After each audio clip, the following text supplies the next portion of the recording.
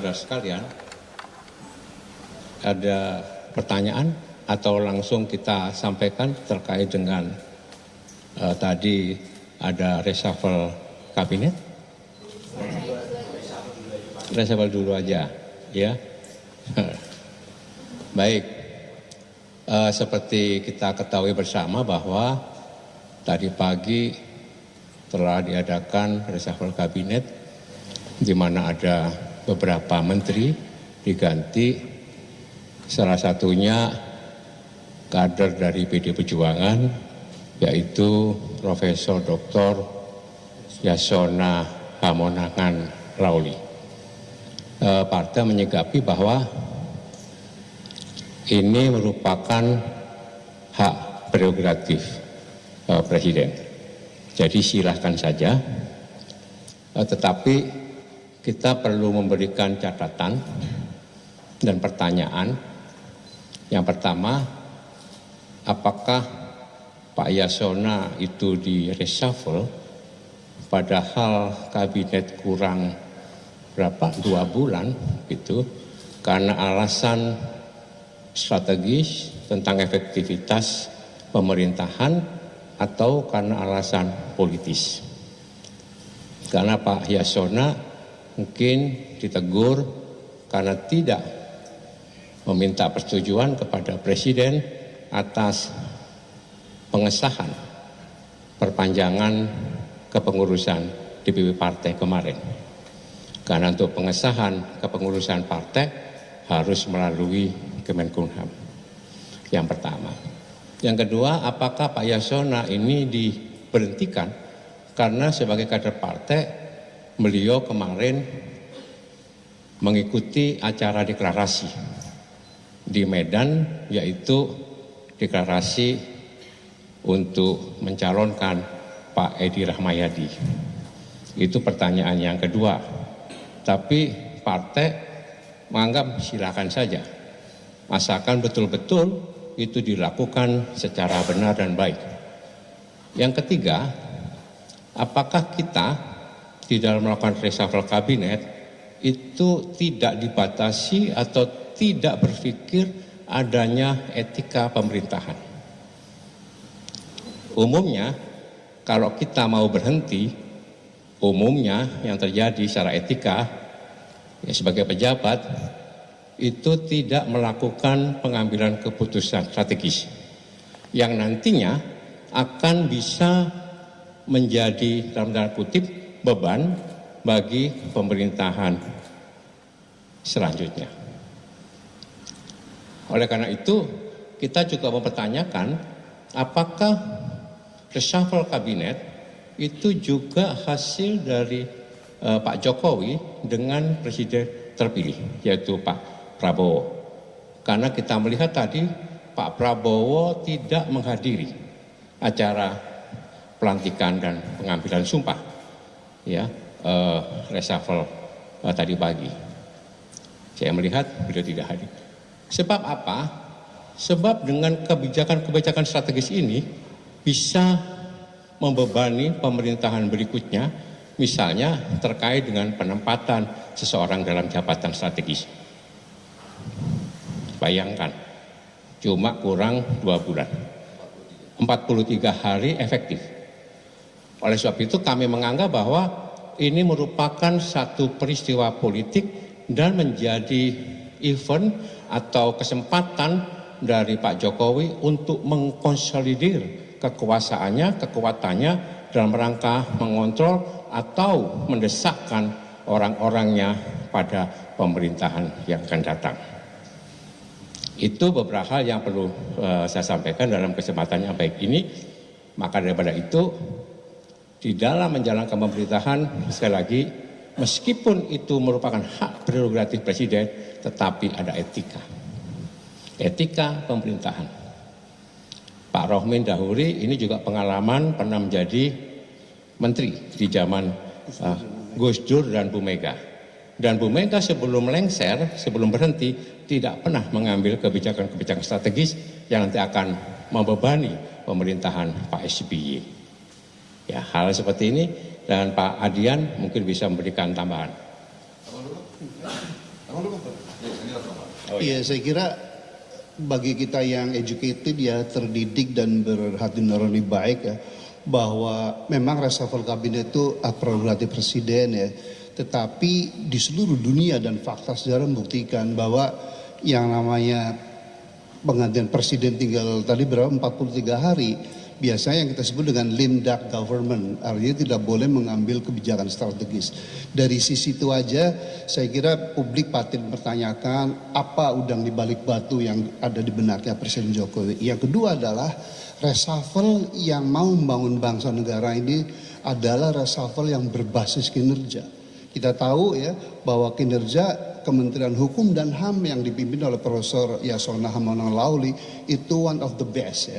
Ini juga menimbulkan pertanyaan buat kita ya. Jadi sekali lagi kalau segala macam itu untuk kepentingan pribadi, keluarga ya termasuk reshuffle ini itu tidak baik untuk bangsa. Dan yang terakhir implikasinya memang akan sangat membebani presiden terpilih berikutnya gitu ya.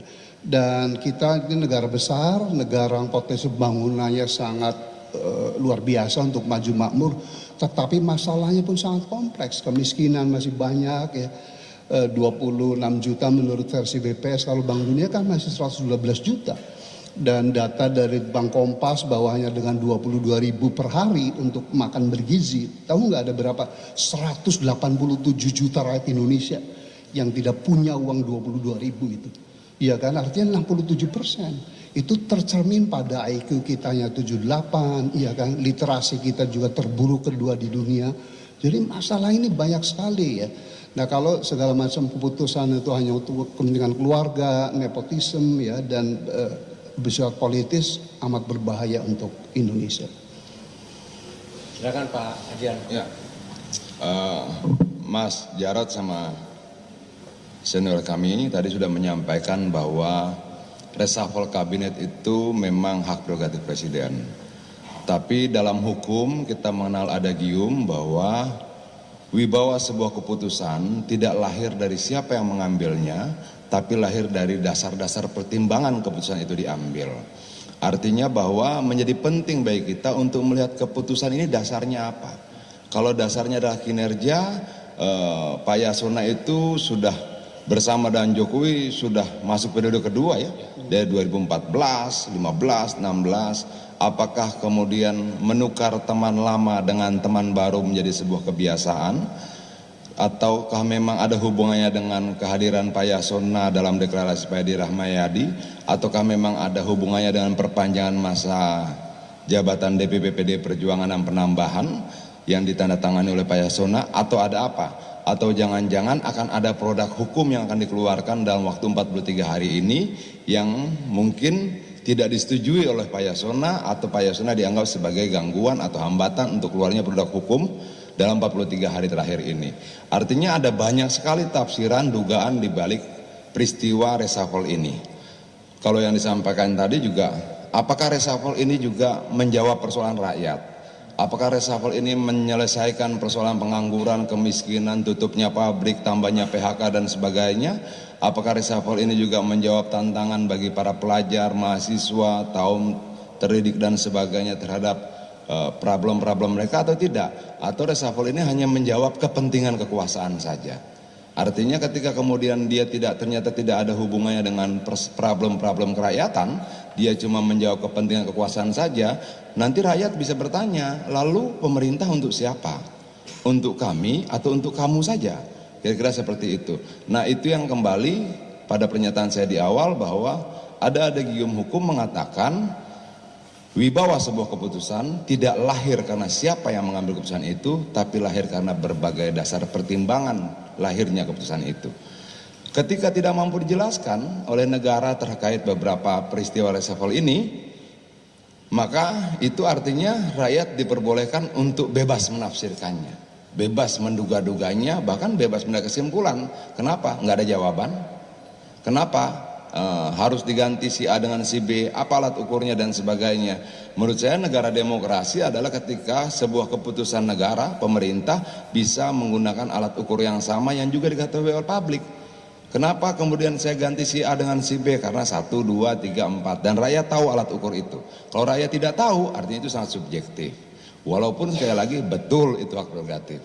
Tapi rakyat butuh tahu dasar-dasar pertimbangannya. Terima kasih. Baik, ada tanggapan, pertanyaan? Silakan bebas. Cukup? Oh, silakan. Mas Jarod, mau tanya Mas, berarti langkah yang akan dilakukan oleh PDIP setelah Pak Yasona mundur atau diganti oleh Pak Supratman ini seperti apa? Apakah nanti akan ada pertemuan dengan DPP secara khusus atau membahas ini secara khusus dengan Bu Mega Pak, atau seperti apa? Enggak, ini biasa-biasa saja.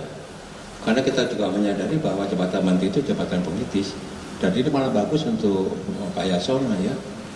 Lebih baik beliau diberhentikan ya, dan bisa lebih cepat-cepat untuk bersiap diri, karena Pak Yasona kan juga terpilih sebagai anggota DPR RI ya.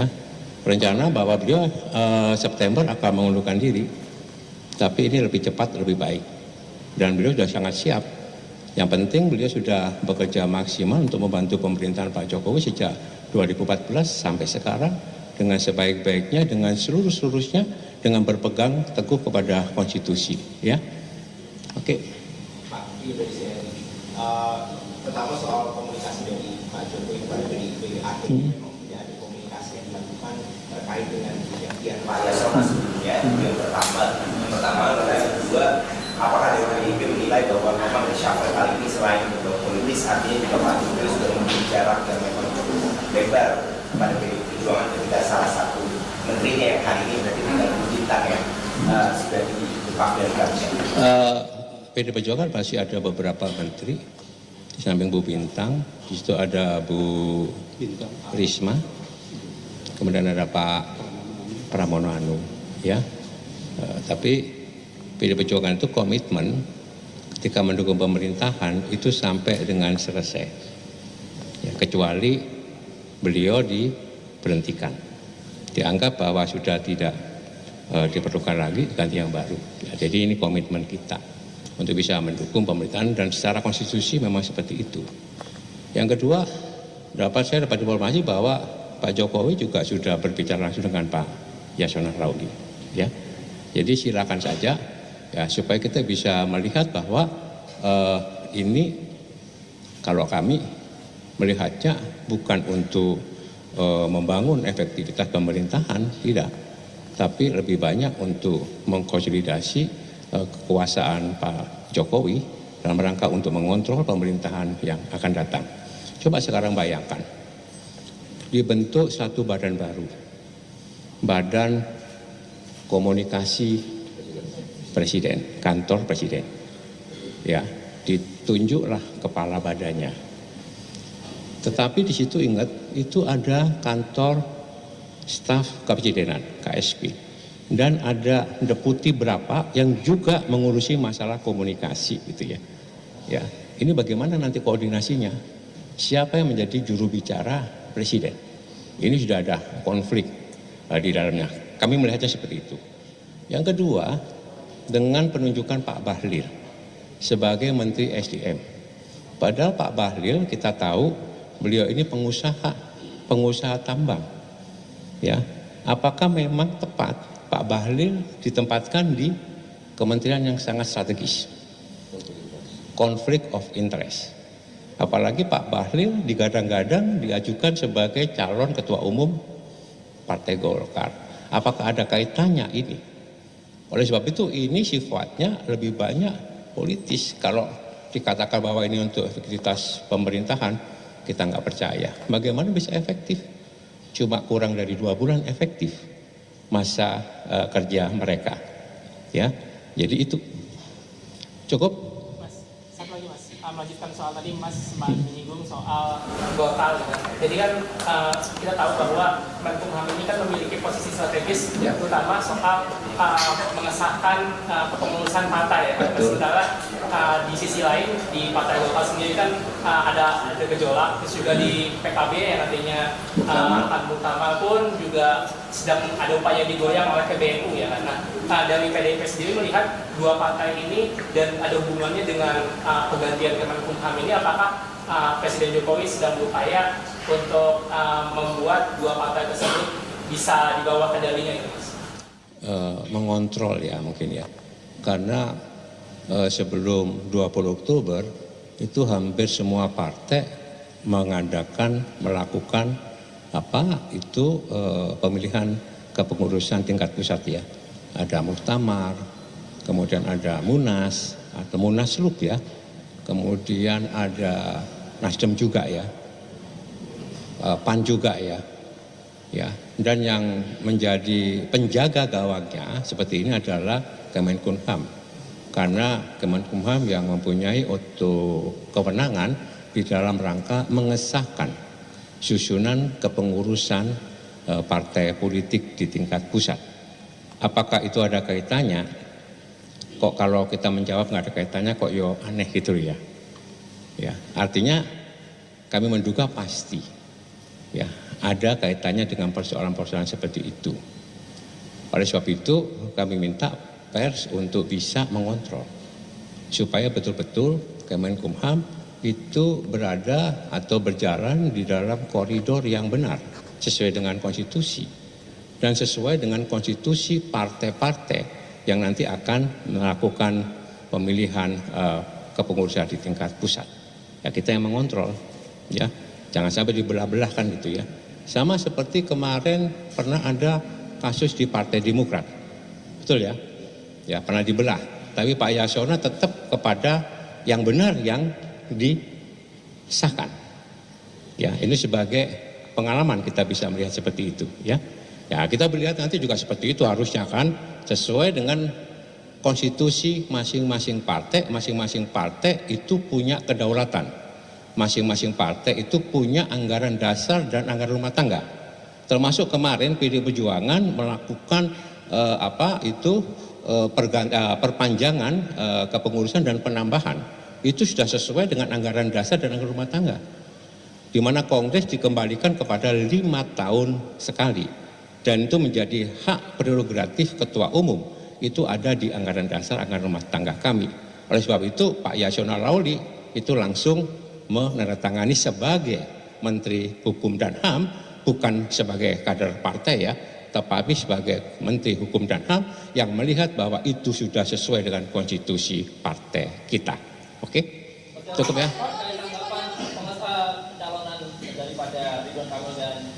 Ini termasuk ini. Ini udah jawab ini. Oke. Terkait apa tadi? Oke. Ya. Kita lihat ya nanti ya. Deklarasi itu dan kita bisa melihat ya bagaimana nantinya gitu ya. Kalau itu terjadi, maka PDI secara otomatis tidak bisa mencalonkan sendiri. Kalau begitu, kami tantang apakah berani ya pasangan yang nanti akan deklarasi dengan memborong semua partai itu melawan kotak kosong. Ya, melawan kotak kosong. Ya. Mari kita lihat.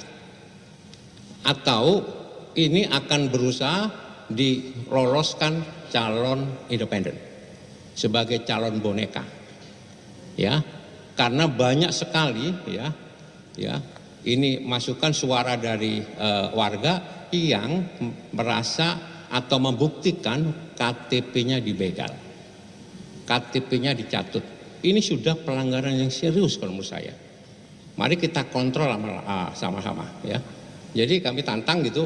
Mari kalau seperti itu kita berdiri teguh bahwa PD Perjuangan akan melawan ya siapapun juga yang merusak atau yang membuat demokrasi tidak sehat di kota daerah khusus Jakarta ya, di mana ini menjadi Jakarta itu menjadi magnet, menjadi percontohan perpolitikan di Indonesia ya. Jadi kami akan posisi itu dan kami akan selalu bersama dengan rakyat, yang mana rakyat menginginkan ada pilihan-pilihan yang sehat ya, di dalam pertarungan kontestasi kepala daerah, utamanya di Jakarta ya. Pak, berarti PDIP tidak mengusungkan siapa-siapa di Pilkada Jakarta atau adakah nanti sampai pendaftaran 27 ada yang kita lihat kita lihat nanti sampai tanggal 29 Agustus posisi dinamikanya seperti apa. Tapi percayalah bahwa PD Perjuangan selalu bersama-sama dengan rakyat, dengan akar rumput. Kita selalu mendengarkan suara rakyat. Jadi kita lihat tanggal 29 seperti apa, gitu ya posisinya. Pak Adian, tambahan. Pak Adian ini bahasa sekjen bidang komunikasi, berarti ngomong dulu. ngomong, ada banyak ngomong kau. Apa sih? Ini Pak Faryamzah bilang setelah deklarasi kasus bom ini, bahwasanya Jakarta tidak perlu ada pilkada, cukup pilih saja dan kasus bomnya secara aklamasi. Gimana tadi? Oh begini. Yang disampaikan sama Mas Jauh itu betul. Kita tidak pernah khawatir kalau ditinggalkan kekuasaan. Kita cuma khawatir kalau ditinggalkan rakyat, kira-kira seperti itu. Sederhananya kayak begitulah. Nah kalau Fahri Hamzah bilang begitu ya tanya Fahri, masa pertanyaan Fahri dia tanya ke gua. Kita sendiri nggak ngerti maksudnya apa. Artinya bahwa kemarin beberapa hari yang lalu Partai A masih dukung Anies, lalu berubah. Ada Partai B masih dukung Anies, lalu berubah. Nah sampai tanggal 29 ada nggak yang kemudian tadinya tidak dukung Anies lalu berubah dukung Anies? Mungkin dong, kemungkinan itu sama saja besarnya. Artinya bahwa jangan kita patahkan, jangan kita tiadakan, jangan kita hilangkan juga kemungkinan dinamika politik yang sangat dinamis itu terus berjalan. Itu loh. Nah, bagaimana dengan sikap PD Perjuangan? Yang pasti kita akan selalu bersama-sama dengan rakyat. Ya. Bang, berarti untuk namanya secara penegasan ya, apakah nanti akan muncul Mas Anies atau Pak Ahok yang paling besar, yang paling kuat di Jakarta sekarang siapa, Bang? Kita berkomunikasi dengan semuanya. Mengenai siapa yang nanti di ujungnya, ya kita lihat prosesnya dong. Begitu loh. Oke, Bang? Ini Bang. Iya, saya kira kita berharap tadi saya perjalanan dari Bogor ke Jakarta tuh meninggalkan El Sinta. Saya catat secara statistik, alhamdulillah itu 75% si komentator dan penanya itu merespon bahwa reshuffle yang dilakukan kali ini adalah reshuffle yang sangat syarat dengan politik, kepentingan kekuasaan untuk Pak Jokowi mengontrol kekuasaan berikutnya. Jadi itu good news gitu ya. Dan yang kedua saya ingin bangkitkan kita semua rakyat Indonesia ya, bahwa kalau DKI Jakarta dibuat kota kosong, menurut saya ini perusakan demokrasi yang sangat blunt, sangat jelas. Kenapa? Karena Jakarta itu IPM-nya 85, jadi hampir seperti negara maju. Orang cerdas, orang terdidik, mudah-mudahan ada kebangkitan kolektif ya, bahwa enough is enough gitu ya, bahwa kekuasaan yang sangat brutal sekarang ini ya merusak demokrasi, sistem meritokrasi nggak ada lagi itu ya. Mudah-mudahan ini berkat dari Tuhan ya, bahwa enough is enough gitu ya. Dan kami PD Perjuangan hanya berharap itu, dan kami PD Perjuangan akan selalu bersama rakyat, kebenaran, demokrasi. Mudah-mudahan ini membangkitkan kita seluruh rakyat Indonesia untuk bersatu, untuk melawan kezoliman dan kehausan kekuasaan. Terima kasih. Oke, sudah. Berarti apakah PDIP masih lobby partai untuk tidak mengusung Pak RK dan Pak Rizal atau gimana? Kami bukan hanya lobby melobi, tapi tetap berkomunikasi yang baik dengan partai-partai yang sekarang ini ya, yang nanti katanya itu mendeklarasikan Kimpres ya, Pak Anies sama siapa ya? Pak Anies, Pak Ridwan Kamil ya. Jadi kita lihat, tapi tetap komunikasi kita bangun ya. Jadi begini saudara sekalian, di dalam berpolitik itu ya dibimbing oleh satu keyakinan. Ya, keyakinan di mana kami PD Perjuangan yakin akan berjuang betul di dalam proses demokrasi ini, bahwa ya pilkada ini hanya menjadi satu sarana, alat, bukan tujuan. Kami yakin berjuang untuk mengajukan nanti kalau memungkinkan dan bisa didengar oleh partai-partai yang ada ya, calon yang betul-betul nanti mewujudkan ya Jakarta sebagai kota yang bersih, berintegritas, anti korupsi, anti nepotis ya, dan mampu menciptakan kesejahteraan dan keadilan bagi rakyat Jakarta. Kami punya keyakinan itu. Kalaupun keyakinan itu dipatahkan dengan ya praktek-praktek pragmatisme dan jual beli atau borong memborong partai politik, kami tetap berjuang bersama-sama dengan rakyat dan menunjukkan bahwa sikap PD Perjuangan tetap tegak lurus. Saya selalu mengatakan bahwa PD Perjuangan yang punya 15 kursi di DPR itu bukan kursi yang bisa diperjualbelikan. Kalau kita memperjualbelikan kursi berarti kita memperjualbelikan suara rakyat. Itu komitmen yang kita tegang, yang kita pegang. Dan ini akan kita buktikan kalaupun nanti kami yang punya niat seperti itu melayani warga Jakarta dengan sebaik-baiknya, tapi terpotong, kami yakin kami tetap bersama dengan rakyat Jakarta. Ya. PDI Tegas menyatakan tidak akan bergabung dengan J+. Jelas itu. Termasuk di Jawa Tengah nanti. Jadi gini biar udah kelar nih, lu tulis gede-gede, PDI Perjuangan for sale. Betul.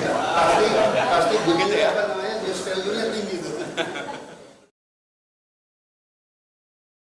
Menjunjung tinggi prinsip jurnalisme dalam setiap tayangan terbaiknya. Menghadirkan berita bernilai sebagai referensi. Gelar bicara yang tajam. Tidak, ini kan kebohongan dok.